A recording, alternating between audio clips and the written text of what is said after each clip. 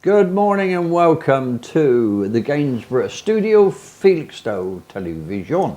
We are continuing with the saga that is Eric, This Is Your Life.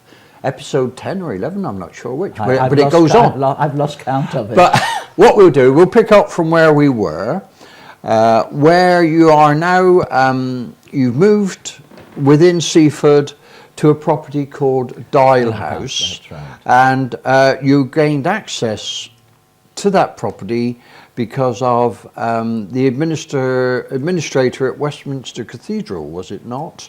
I don't know what rank he was then. Well, he was a Monsignor, right. And then he later became the Bishop of Leeds. So he should. And of course he's dead now, God rest his soul. But thank you, Bishop Wheeler. Absolutely. For somebody had left this huge house, it was a big house, right. 10 bedrooms, standing in its own grounds, and right. they'd left it to the Catholic to the Church for Westminster Cathedral. Oh, right. And he was just using it for weekends and as a holiday place. So, of course, when I went, or when my parish priest sort of sent me up to him, or he came down to see me, I can't remember. Whichever. He thought to himself, I said, well, this is a question, we're looking to help some of these children Absolutely. who are in desperate need. Yes. There were being hundreds of them. The children's homes were absolutely jam-packed, solid, hundreds of children there in were, children's homes. I vaguely remember that. There was no money for fostering. Nowadays they foster them out and give money. There was nothing like that, unfortunately. And they were shipping them off to Australia, to Canada. Yes. It was dreadful. This was after the war. There was this great explosion of children. Yes, and of course marriages broken down because of the war. Yes, and so people didn't know what to do with the children. So they were a great problem. And of course, not a great resource, just a problem. And of course, as I think you may recall, we'd lost our first child. You had, and we had 9 blood children altogether. So we were busy. We were busy yes, bees. That's good. But we lost our first one, and that made us turn. My wife was very religious and very concerned, and so we thought we'd try and help a child who was in those circumstances. And this is how we got our eldest boy. Right. Blair, to replace the one we'd lost. He's right. a dear boy. He's so clever. He's done so well for himself. Can I just say we've met him, and we do wish, don't we, into the future, into future programming, establishing a link to Australia where Blair now lives. And we hope, dear viewer, if you have relatives in Australia or that way, we may well come up with some links in the future. So that's future program. Well, future program, but Blair depends on the executive, doesn't it, Eric? Oh yes, he's got a property in the Snowy Mountains, and right. He's got a chapel there. And I like to think he's continued the work which we perhaps started. Right, grand. But coming back, I've forgotten what we were talking about. We were talking about the fact that you persuaded or reached a deal with Monsieur Wheeler that you would now move into Dial House. It gave you, I don't know how many bedrooms, but certainly more than you had. Yeah, oh yes, many more. But of course, Monsignor Wheeler, he felt guilty because he was using this big property as a holiday use, and there was a need for children and accommodation of children, which he was well aware of, and he did the right thing. He said you can have it. Peppercorn rent? Well, I can't remember. I think it wasn't such a peppercorn rent. Oh, right. And it also saved him expense because there was a gardener. It came with this huge grounds, and it had a gardener, so we had to pay the gardener. Oh, right. So it wasn't completely. So I had to, in those days, as I say, there was no money involved, and so. But it gave me the motivation. Indeed. I had to go out and make money either with inventions, with magic. I was doing my magical acts, and so at this time, when you moved into Dial House, you were making an income from the photography. Oh yes, that was visiting council estates and other estates. Oh no, I'd gone off that. You moved into a studio by then. That was the desperate going around the council estates when we were absolutely penniless, and I had to get money in for the Saturday. Yeah, you can be very desperate, but yes. You can do something about it. Yes. This is the thing, and people today, I wish they had the motivation because they're losing out by not having it. Yes, unfortunately. Yes. But no, I'd moved on then to I went on to the stage photography. I was the main photographer for the theatre in Brighton. and I did fashion photography with the mannequins and yes, what have you. Yes, we covered and that. And then I started this one, which was the main source of income, of doing the hotels in Eastbourne. Oh yes, you and said. we made a picture of the hotel with views round it. Yeah. And the hotels used to buy them. And I put in this huge drying machine in one of our rooms. Yes, you said, and you were working day and night. And then, unfortunately or fortunately, business got so good, I had it shipped out, had it done by a subsidiary of Ilford's. Yes. And in actual fact, they took over the business when we finished it, but that's another story. Yes. But no, so we had the income, I Right. had from various sources. I just had to work harder to get it. But the council in London, because we were dealing with the Lambeth Council at the time. Oh, were you? This is where I think this is where we'd got Blair from. Right. And because we were in London when we started it, and they thought, well, here are a couple of suckers. Did they? So I think they did, because nobody else wanted to do anything with these children. No. And you see, the big problem was that they, particularly the Catholic children, you'd get a family of 4 or 5 or 6 children. All in one. And what was happening was they would break them up. Oh, no, that's and bad. they'd put 2 children here and 1 child there, and they'd never see each other again. No. Some of them went out to Australia, and they haven't seen their siblings ever since. It's terrible. People That's don't an ongoing. realise. That's an ongoing case, isn't Is it? that Oh so? yes, Oh, I didn't know think that. there was recently there was an Australian gentleman, I remember, who came across here, finding out where their siblings are, Well, yeah. and it's an ongoing need even today. Even today, well, that shows you. Because it's getting the records, and, Yes. and I think there are some pending court cases. Well, I'm sure. As always. But at any rate, as I say, coming back to the children, the council finding us, this couple willing to take children, they came, of course, in the first family we had for Dial House.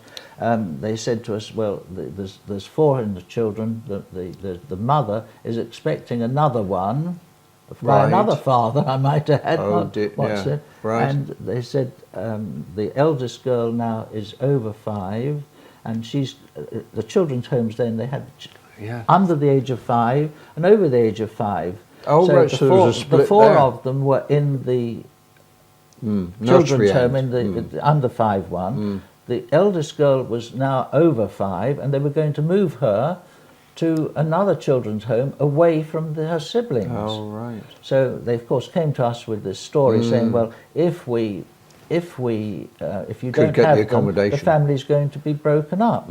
And so we, of course, said yes. Well, and this is what triggered off the whole thing to get Dial House. I was thinking, yes, there was a drive. And, of course, I always remember the day we started it, I had a special lunch for Monsignor Wheeler, my sister, I think it was, and, of course, ourselves, the parish priest. And you got mum-in-law.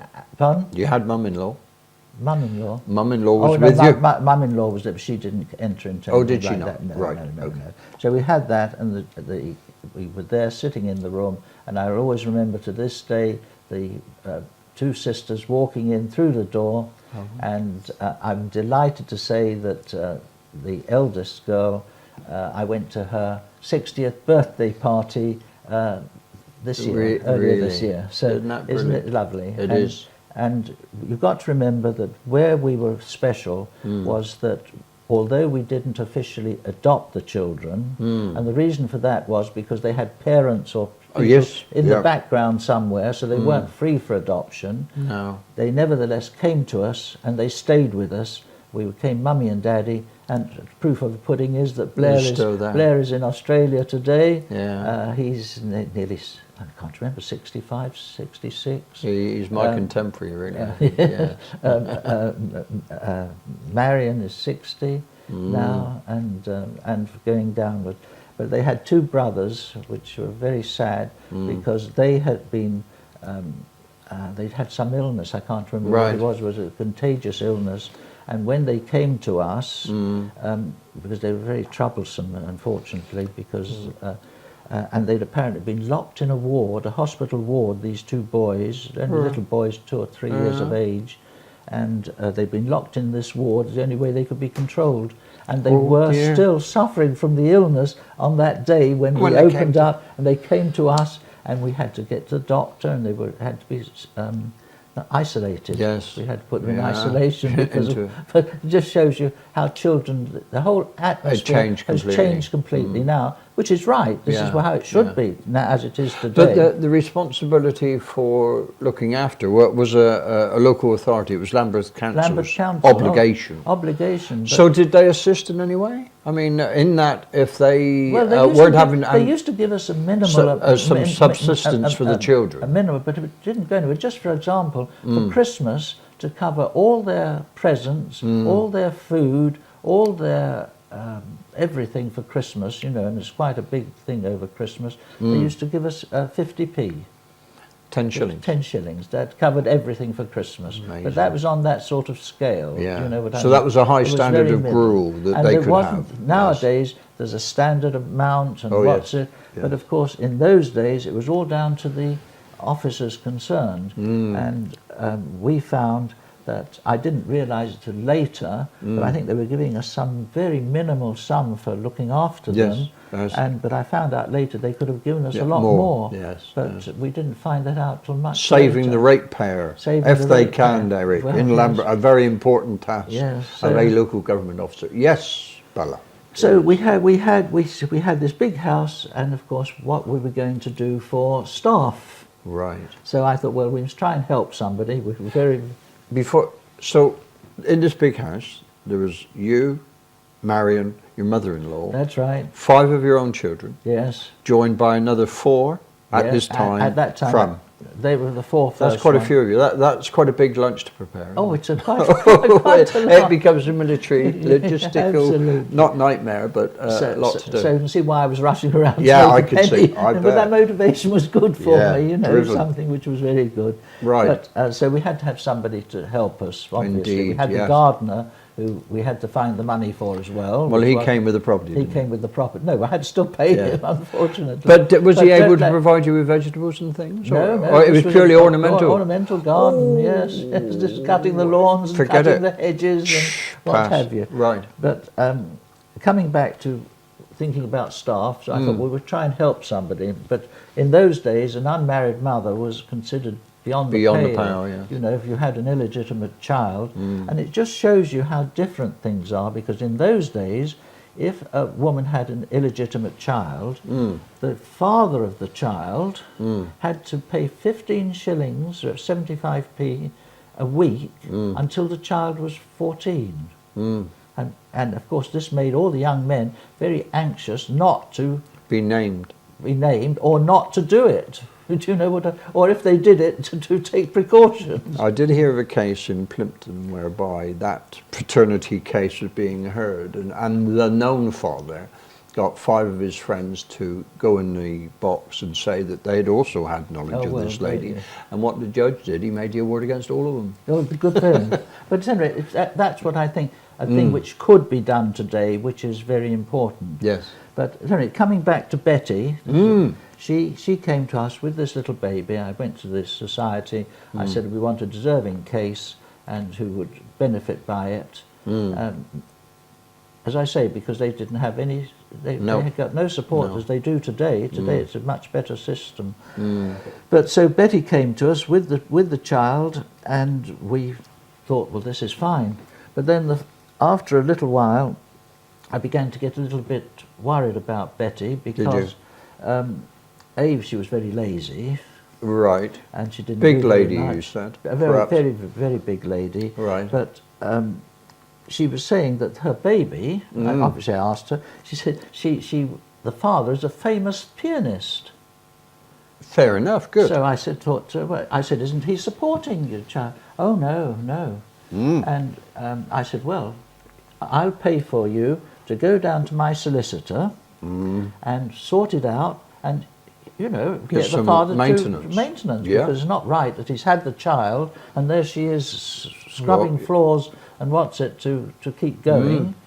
And so I sent her down to the solicitor. Right. And this is where my little worries started, because the solicitor came to me and said, now look, he said, I don't think you ought to be very, very careful.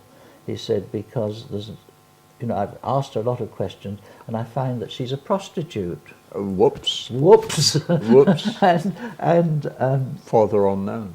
Yeah, and it could be any one of a number of things. The pianist just happened to be one of her customers. Oh, I see. And that's the one she would have wished to have been. Absolutely. So, but that was right. I forgave her that and said, had a little talk to her. You see, with DNA then, we would have known, wouldn't we? No, but no DNA in those days. No, it's an amazing invention.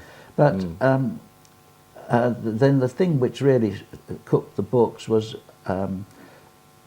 the problem was in those days, as I say, there was no sickness benefit. Well, there was sickness benefit, limited, wasn't but very limited. Yeah, and I was ill for a few weeks. Right. And so I thought, well, why shouldn't I apply for it? You know. So I applied for it, and after about a month or 6 weeks, I got a cheque for, I think it was £3. Right. I thought, well, how could anybody live for 6 weeks with that number of children on £3? Absolutely, it was absolutely ridiculous. So I phoned them up, and they said, "But we've been sending you £3 every week."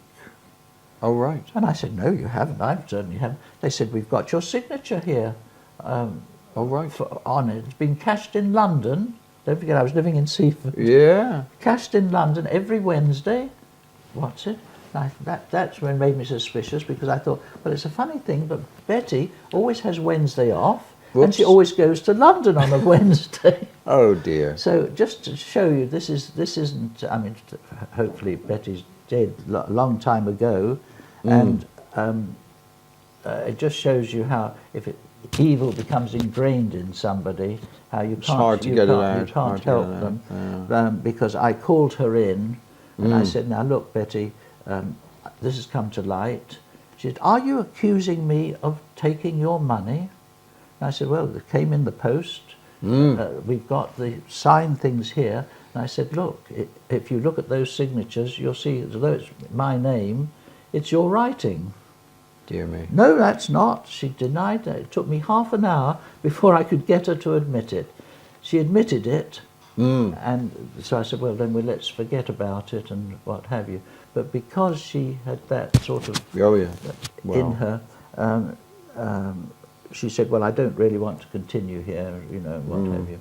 And I said, "Well, that's okay, I'll make arrangements for you." And I found a convent who would take her and the child, but she vanished. Just disappeared, and you've never heard of since? Never heard from her since. But I understood you had an event, it could be the Flying Ducks. Oh, the Flying Ducks. So you should have been a little bit forewarned that, you know, there were things awry. Oh, right. And bit of a shame, really, when you consider how many of you there were, and she must have known things were very tight. Yes. But we had these 6 ducks, and they used to lay eggs, and we used to, lovely, and they were pets. The children loved them, you've no idea. And then one day they disappeared.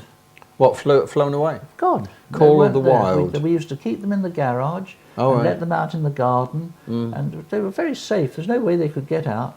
And I always remember she said, as you said, she said, "Oh, they must have flown away, flown away." And I said, "Well, I don't know." Yeah. But then after she'd gone and it was all finished and done with, the postman came to me one day, and he said, "You know," he said, those ducks that Betty sold me, they're lovely. They really are beautiful." So that's what happened to my Flying Ducks. So the postman had them? The postman had them. Not just had them, he bought them. So I didn't have the heart to tell him that... But I must admit, duck's eggs have a very a stronger but interesting flavour. I mean, they're lovely, very healthy. They're nothing compared to a goose egg. No, I've never had a goose egg. Oh, my word. If you can have a goose egg, you'll be delighted. They're really a meal in themselves, and the flavour is absolutely beautiful. Right. Beautiful. We used to have geese when we were at Bridge Farm. Oh, but that's another story that goes on. Okay, now at some point you started getting interested in the very expensive motor cars. Well, not interested in the very expensive motor cars, because you see, I go back when we were up in the up at the top of the mountain. We had the house at the top of the mountain. I bought from one of the members of staff there, and what was it, an Austin? I can't remember. Austin 12? 8, I or think. 8. Austin 8. Right. And of course, in those days, this is going back to those a bit earlier as well. The standard price for a second-hand Austin 8, no, Austin 7. Yes. There was a Morris 8. That's right. And a Ford I like 8. the Morris 8. Yes. I thought it was a lovely and car. the standard price was £5. Yeah. You see, when you think about it. In fact, I was outside a charity shop, or inside a charity shop last week. Oh, right. And I heard a man saying, he said, I've just been to see a lovely old car, a Riley. And he said... What, the Roadster? He didn't say which model it was. He said it was restored, absolutely beautiful, it's worth a fortune. Oh, right. So I tapped him on the shoulder. I said, well, just to put you in the picture, when I was younger, just after the war, I said, I bought a Riley and I paid through the nose for it because the regular price was £5 for you know, an Austin or a Ford or a Morris or what have you. And I said, I paid £7.10 or £7.50 for it. You only get 2 or 3 litres of petrol now. Well, you're lucky, aren't you? I mean, yeah, the whole concept of money has changed completely. But when we had the house in the middle of Seaford, we had to go up to London for Christmas, and I had the money for the rates that were going to be due in January. Right. And I had them ready for payment. And then up the road, what did I see? A Humber limousine, absolutely beautiful, immaculate. Oh, right. Absolutely a beautiful thing. Of course, nobody wanted it because too of big, petrol consumption, expensive to run. But of course, to my eyes glittered because it was big. I could crowd it up with children. Yeah, and you had lots of them. Yes. I had plenty of children. So, and the price was horrendous. Was it? £25 for this magnificent limousine. So there was I faced. I had to go up to London for Christmas. Right. I had to get all this huge family up there. And Right. how was I going to do it? I only had a small, I think I can't remember. Whatever. I know what I had. That's another story, what I had at that Right. time. But at any rate, so I thought, well, blow that. I trust in God. He'll provide somehow. Oh, right. And so I used used the rates money, and I bought this £25 How Humber. totally irresponsible, It was Eric. completely irresponsible. Wasn't it, Bella? Yes. But so we went up to London, we came back, and I thought, well, now I've got to face the music. How am I going to pay the rates? Yes, absolutely. There on the doorstep, when I got in the door, I opened the post, and there was a cheque for the same amount, it was £50, I think it was, for the rates, Right. which was just the right amount. And this was for a patent which I got hold of called the Rousseau blocks. They were invented in France. Right. And it was a marvellous printing, building process, a bit like Lego. Right. And I don't know why it was never followed up and carried through. It might have Oh, been it is. in It still France. is. It is still. I saw it demonstrated at the Eco Centre during last year's exhibition. Really? Oh, you I'm should so come glad. down to the one this year. It's Yes, but- phenomenal things. But they recycle old ideas, don't they? Yeah, and that's what we should do. But this I'd got the patent for America, and there was this check to cover the my commission for doing it. Yeah. But the principle of it was very good. They just had these very precise concrete blocks. Yes. They each had a little niche in them, so And you just peg was slotted it put in. and you could erect a tremendous wall very accurately. Yeah. You just had to have a dead flat base to put it on, and then the wall went up. You could put a huge wall up in a day, and it was accurate. Yes, it was perfect. Because they all lock and locate. All don't they? lock in and locate. Yeah.